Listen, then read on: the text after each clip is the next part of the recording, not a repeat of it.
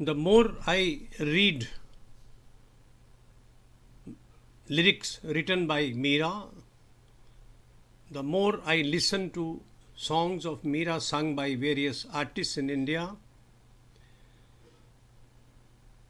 I realize the intensity of devotion of that lady. I realize the potential of that saint. I realize the literary merit of that poet who had never been to school.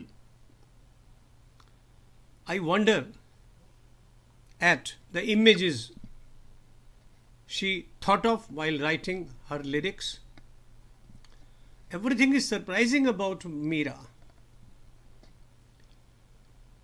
All that she learnt was by listening to a recitation of Srimad Bhagavad Puran in her grandfather's house where she was brought up. After marriage, she was harassed to no end, particularly after the death of her husband. Her brother-in-law Vikramaditya was a rascal.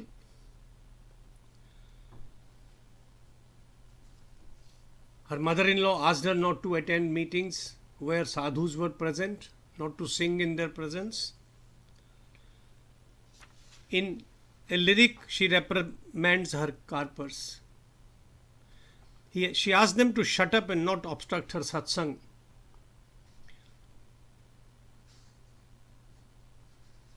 She wrote this lyric as a dialogue between an elder and the rebel princess. To each objection raised to somehow persuade Meera to desist from her ways, there is an appropriate answer. The images chosen by the poet to make her point are innovative. She writes, "Tu mat barje mairi, sadha darsan jati, Ram नाम हृदय बसी महिले मद माती माई कहे सुन धीहड़ी काहे गुन फूली लोक सोवई सुख नींदड़ी थे के रैनज भूली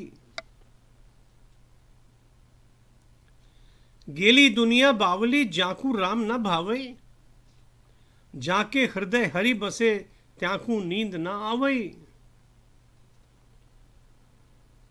चौमास्या की बावड़ी जाकू नीर न पीजई हरि नाले अमृत भरे जा की आस करी जई रूप सुरंगा राम जी मुख निर्खत जी जई मीरा व्याकुल विरहनी अपनी कर ली जई Why do you shout at me, mother? I'm going just for satsang. Utterly devoted to Ram, I walk in a trance. The mother replies, listen to me. What virtues of yours do you boast about? You have lost even your sleep while the others sleep well. Meera had an answer ready. O mother, they who have forgotten Ram have strayed from the path of truth and devotion. They have lost their mind. Sleepless stays the bhakt who thinks eternally of Hari. The rainwater filled in the ponds is unfit to drink. Sip at the font of Hari's name that flows like nectar. Gaze at the charming face of Krishna while you meditate. Mother, I pray to Ram to take unto him this restless Virahani. I want to get lost in my Bhagwan.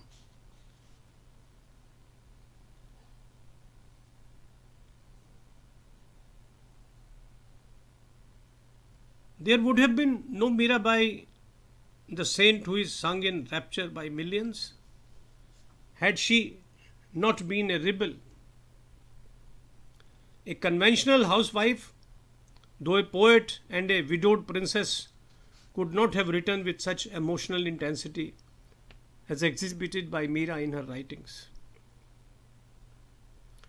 The more she was suppressed, the better she wrote. It is not that she did not feel bitter.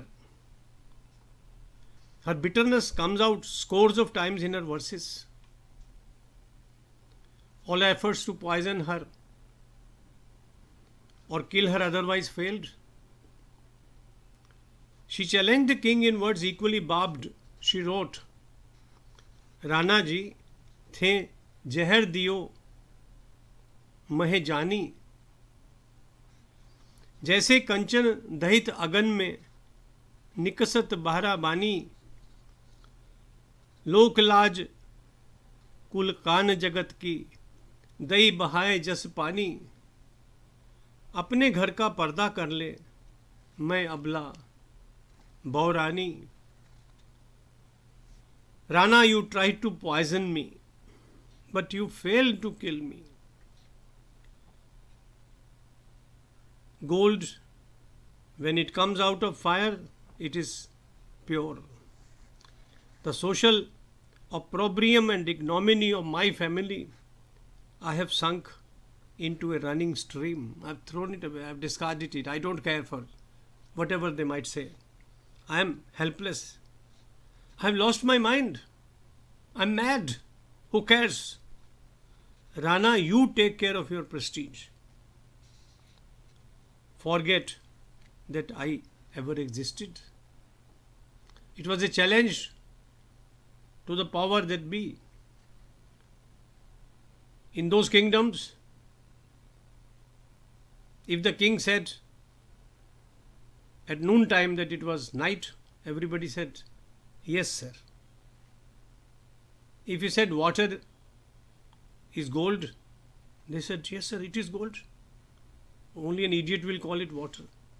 Such was the slavish mentality. The king was God. And in Mewad, where Meera was married, the Rana was considered to be a representative of God, Shiva. But Meera had her own take on these things. She believed in her God, in her Krishna, and not in the Rana as a representative of God on earth. She had written, a king's wrath I can escape. Where do I hide if Hari is offended? He is everywhere. I can go away from Mewad. I can leave Chittor. I can go to Vrindavan, Dwarka. Because Hari is everywhere. For me, staying in this small room in my palace is not at all important. She protested against posting of guards, soldiers thwarting her freedom, and the locks on her chambers. Meera's is an epic story. It's the story of a poet who happened to be a princess. It is a story of a writer of immense greatness, far-sighted vision. I don't know where she got her knowledge of meter and of words and of images, how to make them. The whole thing is spontaneous. And she wrote when she was very young. Her experience was very limited. And she wrote and wrote and wrote and wrote. We'll be taking up at least 100 or more of her lyrics in different videos which will follow. And I am sure you would enjoy all of them. Jai Sri Krishna. Jai Sri Krishna. Jai Sri Krishna.